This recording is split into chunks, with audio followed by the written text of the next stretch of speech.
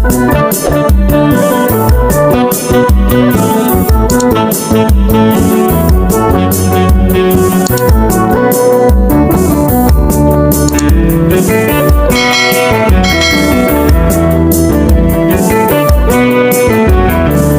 كما يتوعلو كبرى تخطاتلتنا نلومي 17 مازيغ 2026 غاني أبزريا عالمنا بفلايك أب تقرأين كبابي عن زواعلو زيناتات حيزلكم قريبا لهم مكتالكم بخبري عدم فلماقين أرستاتهم وجل حوحات نكيدان آمنة تتقيمو بسمو دمنا كوينات يوجار لكبل ودب بهراو بايتو عباي تقرأي قليسون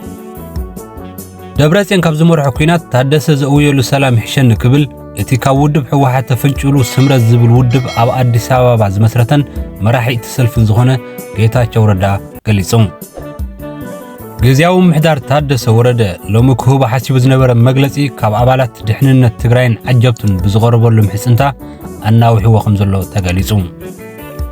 قداماي ሚኒስተር ኢትዮጵያ አብይ አህመድ ናሽታ ሀገራት ወሰንት መስመራት በሐደን محلاو عقم ስለዘይብለን ከም ኢትዮጵያ ዝኣመሰለ عقم ዘለውን ዓበይቲ ሀገራት ክሳተፋ ኣለዎን ክብል እቲ ንዋንነት በሐሪ ዝብል ሐሳቡን ምትግባር በሚዛናውነት ኃይል ኣምሲሉ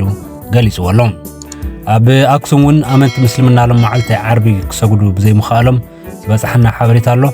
زين قال إن زرزرات حجلكم كملسة سناي مكتتال مسايسنهم ناب زرزراتون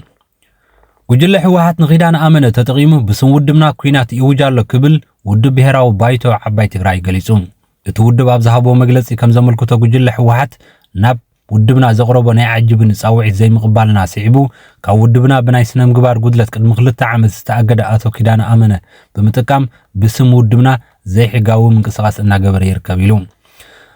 ودب بهراو بايتو عباي تግራይ كم ودب حوحات لكع اب كلته تفنچلو اتا حدا ابا اديس ابا اتا حدا ጨንፈርካ اب ከተማ መቀለ عسكرو منقسقاس كم ዝርከቡ ይፍለጥ كلتيهم ጉጅለታት ነናተም አባላትን ማህተምን ዘለዎም ኮይኖም እቲ ሓደ ነቲ ሓደ አግዴዮ ኣለኹ እቲ ሓደ ኻ ኣነባ አግደካ ኣለኹ እናተባሃሉ እናተኻሰሱን ክኸዱ ጸኒሖምን ኣለውን ነዚ ስዒቡ ብሄራዊ ቦርድ ምርጫ ኢትዮጵያ ነቲ ዘይሕጋዊ ምንቅስቃስ ደው ንኽብል ናብ ግዝያዊ ምሕዳር ትግራይ ቁሉዕ ደብዳቤ እኳ እንተጻሓፈ ምስቲ ኣብ ትግራይ ሰፊኑ ዘሎ ስርዓት ኣልቦነት ተተሓሒዙ ግን መልሲ ክረክብ ኣይከኣለን እቲ ኣብ ኣዲስ ኣበባ ዝርከብ ጨንፈር ውድብ ባይተና ዝሓዘ ጉጅለ እቲ ዘይሕጋዊ ከይዲ ደው ንኽብል ናብ ቤት ጽሕፈት ፖሊስ ዞባ መቐለ ዘቕረቦ ክስውን እንተኾነ ተቐባልነት ክረክብ ኣይከኣለን ሕጂ ድማ እቲ ኣብ ኣዲስ ኣበባ ምስ አብይ አሕመድ ተላጊቡ ዘሎ ጨንፈር ናይቲ ውድብ ጉጅለ ሕወሓት ነቲ ብስም ውድብና ክገብሮ ዝጽንሕ ዘይሕጋዊ ምንቅስቃስ ኣበሪኹ ብኣቶ ኪዳነ ኣመነ ኣቢሉ ብስም ውድብና ኩናት ይውጃሎ ክብል ከሲስሎ በተወሳኺ እውን ውድብ ሕወሓት በዓሉ ብዝውንነን ዝበለን ሜዳታት ኣፈራሪሑ ሙሉእ ናይ ሚድያ ሸፈነ ክወሃቦ ምግባሩ ብወግዒ ተቃይምዎሎ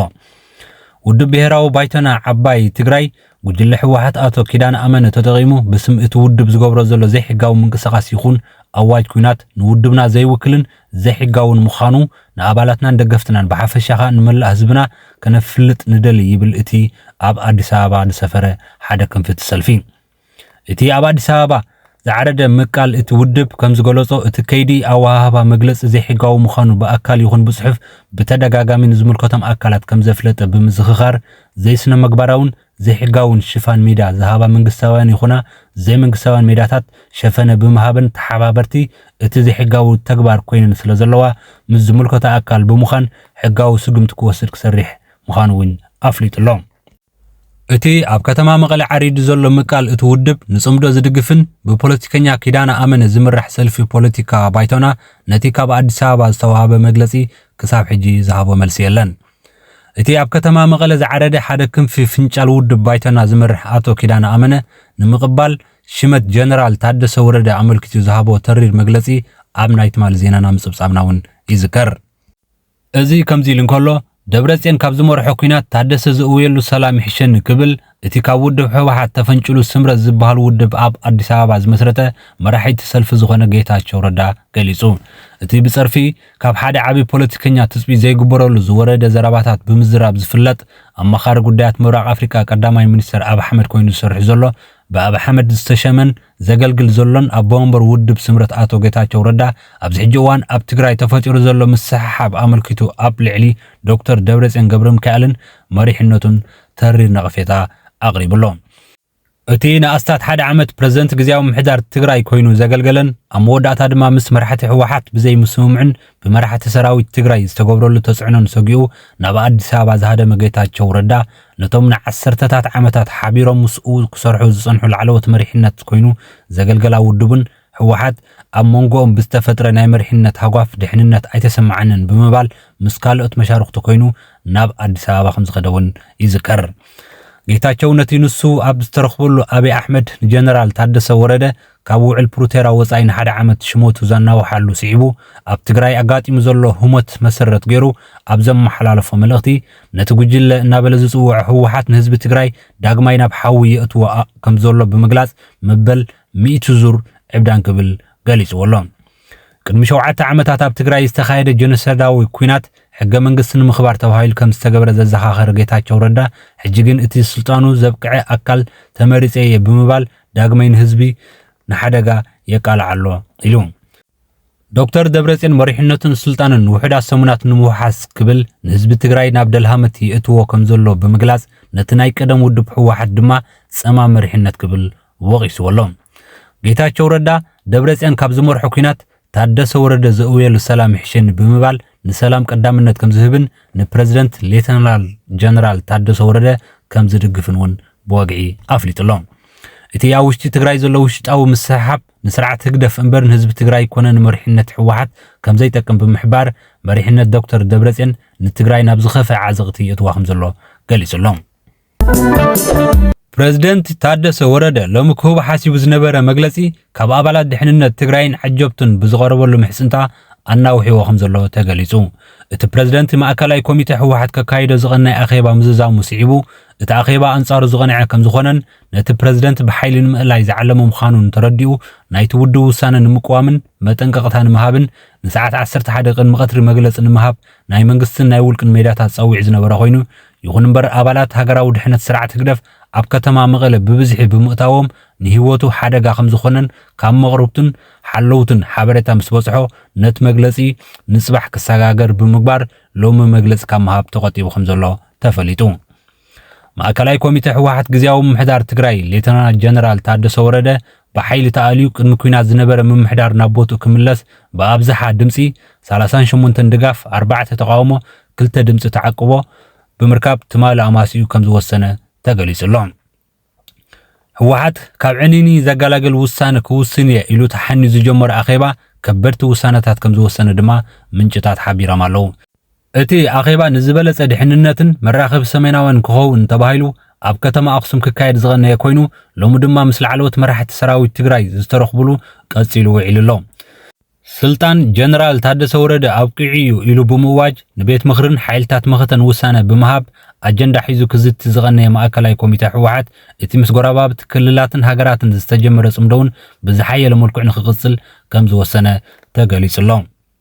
ነበርቲ ከተማ ኣክሱም ዝኾኑ ማሕበረሰብ ሙስሊም ሎሚ ዓርቢ 17 ሚያዝያ እውን እንተኾነ ኣብ መስገዲ ቦታኦም ከም ዘይሰገዱ ገሊጾም እቲ ኣብ ማእከልን ልሙድን ቦታ ዝካየድ ዝነበረ ልሙድ ስግዳን ፍርሒ ዘንቀሎ ስጋ ኣድዩስ ዝኸልከሎም ኣካል ኣሎ እዩ ዘይተኻየደን ዝብል ምጽራይ ዝገበርናዮ ፈተነ ግን ኣይሰለጠን። ገለ ስሞም ክገልጹ ፈቃደኛታት ዘይኮኑ ምንጭታት ካብ ከተማ ኣክሱም ከም ዝሓበርዎ ሎሚ ዓርቢ 25 ወኪላት ቤት ምኽሪ ከተማ ኣክሱም ምስ ኣካላት ምምሕዳርን ጸጥታን እታ ከተማ ኣብ ጉዳይ ኣጋጢሙ ዘሎ ኣመልኪቶም ከም ዝዘተዩ ገሊጾም ከተማ ኣክሱም ጥንታዊ ስልጣኔ ህዝቢ ግእዝ ምዃና ዝፍለጥ እዩ። ኣክሱም ኪኖ ጥንታዊ ስልጣኔ ኣርማ መለለይቲ ኦርቶዶክስ ቤተክርስትያን እያ። ኣብ ትግራይ ተፈጢሩ ዘሎ ሃጓፍ ጸጥታን ምምሕዳራዊ ሃጓፋትን ዝመዝመዙ ነቲ ንዘበናት ተኸባቢሩ ዝነበረ ህዝቢ ከባልዑ ወይ ስራሕ ምህላውን ይፍለጥ። ገለ ኣመንቲ ምስልምና እውን ነዚ ዘሎ ሃጓፍ ተጠቂሞም ራብሻን ዕግርግርን ምፍጣሮም ዝዝከር እዩ። ገለ ፖለቲከኛታት ከዓ ንህርፋን ስልጣኖም ክብሉ ነቲ ኩነታት የጋድድዎ ከም ዘለዉ ጸብጻባት ይሕብሩ። ናይ መወዳእታ ዜና ቀዳማይ ሚኒስትር ኢትዮጵያ አብይ አሕመድ ንኣሽተ ሃገራት ወሰንቲ መስመራት ባሕሪ ንምሕላው ዓቕሚ ስለዘይብለን ከም ኢትዮጵያ ዝኣመሰለ ዓቕሚ ዘለወን ዓበይቲ ሃገራት ክሳተፋ ኣለውን ክብል እቲ ንዋንነት ባሕሪ ዝብል ሓሳቡን ንምትግባር ብሚዛናውነት ሓይሊ ኣምሲሉ ገሊጹ ኣሎ። ጉዳይ ኣፍደገ ባሕሪ ኢትዮጵያ ብዝተኻእለ መጠን ብሰላም ክፍታሕ ኣለዎ ዝበለት ቀዳማይ ሚኒስትር ግድን ክፍጸም ዘሎ ጉዳይ ምዃኑ እውን ተዛሪብሎ። ሰበስልጣን ኢትዮጵያ ንቀይሕ ባሕሪ ብፍላይ ድማ ንወደብ ዓሰብ ንምቁፃር ብዘለዎም ኩቱር ባህጊ ብቦሌ ይኹን ብባሌ ቀይሕ ባሕሪ ክንቋፃፀሮ ኢና እናበሉ ወግሒ ፀብሐ ክፍክሩ ምፅንሐውን ይዝከር እቲ ብረቡዕ 15 ሚያዝያ 2026 ዝተዘርግሐ ናይ ፈኸራ ዝተመልአ መደረ አብይ አሕመድ ብቐንዱ ኣብ ጽላት ማኑፋክቸርን ዘተኮረ ኮይኑ ኢትዮጵያ ብዘይ ኣፍደገ ባሕሪ ምትራፋ ኣብ ልዕሊ ኢንዱስትሪ ማኑፋክቸርን ጸቕጢ ከም ዝሕደረላ ብኸመይን መዓትን ዝብል ከይጠቐሰ ተዛሪብሎ ኢትዮጵያ ዜጋታታ ብእኹል መንገዲ መጊባን ገዛእ ርእሳ ክኢላ ኣብ ዓለም ተወዳዲራ ዝሓሸት ሃገር ንምዃን ዘተዓናቕፋ ዝዓበየ ዕንቅፋት ወደብ ዘይምህላዋ ምዃኑውን ተዛሪብሎ ኣብ ዝሓለፈ 2 ዓመታት ቀዳማይ ሚኒስተር ኢትዮጵያ አብይ አሕመድ ኣብ ደገ ባሕሪ ኢትዮጵያ ናይ ህላው ጉዳይ ምዃኑን ብተደጋጋሚ ክገልጽን ኣብ ልዕሊ ኤርትራ ኩናት ከም ዝኸፍትን ክፍክር ምጽንሑውን ይፍለጥ ኢትዮጵያ ዘልዓለቶ መሰል ዋንነትን ተጠቃምነት ኣፍ ደገ ባሕሪ ኣብ ጎረባብት ሃገራት ስጋት ፈጢሩ ዝርከብ ኮይኑ ቀዳማይ ሚኒስተር አብይ አሕመድ ፊልድ ማርሻል ብርሃኑ ጁላ ፕሬዝዳንት ታዬ አጽቀሥላሴን ዝርከብዎም ሲቪላውያንን ወታደራውያንን መራሕቲ ኢትዮጵያ ኤርትራ ኣብ 1991 ከምኡውን 93 ናጽነታ ኣብ ዝኣወጀትሉ ኣብ ልዕሊ ብሕወሓት ዝምራሕ ኢህአደግ ሃገራዊ ጥልመት ከም ዝፈጸመ ይኸሱ ኤርትራ ኣብ ጉንበት 1993 ናጽነታን ልዕላውነታን ኣብ ዝኣወጀትሉ ብሕወሓት ዝምራሕ መሰጋገሪ መንግስቲ ኢትዮጵያ ሙሉእ ኣፍልጦ ከም ዝሃበ ዝዝከር ኮይኑ ገለ ኢትዮጵያውያን ኢህአደግ እንተወሓደ ንወደብ ዓሰብ ንምውናን ክከራኸር ይግባእ ነይሩ ብምባል እዮም ዝምግቱ ብወገን ስርዓት ህግደፍ ክዋሃብ ዝጸንሐ ግብረ መልሲ ከዓ መግለጺታት ኢትዮጵያ ታሪኻዊ ይኹን ሕጋዊ መሰረት ዘየብሉ ልዕላውነት ኤርትራ ዝዳፈር ተኻታኺ ኣዋጅ ኩናት ክብል ምግላጹ ይዝከር ብተወሳኺ እቲ ኣብ 2018 ዝነበረ ሕጽነት ኣብን ኢሳያስን ኣኽቲሙ ዝምድና ክልቲአን ሃገራት ሙሉእ ብምሉእ ብምሕርፋፍ ኣብ መንጎ ክልቲአን ሃገራት ዳግማይ ደማዊ ኩናት ከይውላዕ ዓብ ስጋኣት ፈጢሩን አንጻላሊን ኣሎ ብወገን ኢትዮጵያ ቁሉዕ ኣዋጅ ኩናት አንጻር ኤርትራ ኳ ተተኣወጀ እቲ ሕግን ሕጋውነትን ዘይፈልጥ ድንክ ስርዓት ህግደፍ ግን ካብ ናይ ቃላት መግለጽን ምድላዋት ኩናትን ሓሊፉ ሕጋዊ ስጉምቲ ክወስድ ኣይተረኣየን ኣሎ ክቡራት ተኸታተልቲ ንሎሚ ዘዳለኹልኩም ዜናታት እዚኦም እዮም ነይሮም ኣብ ቀጻሊ ብኻልእ ሕሶ ክሳብ ንራኸብ ሰሰናዩ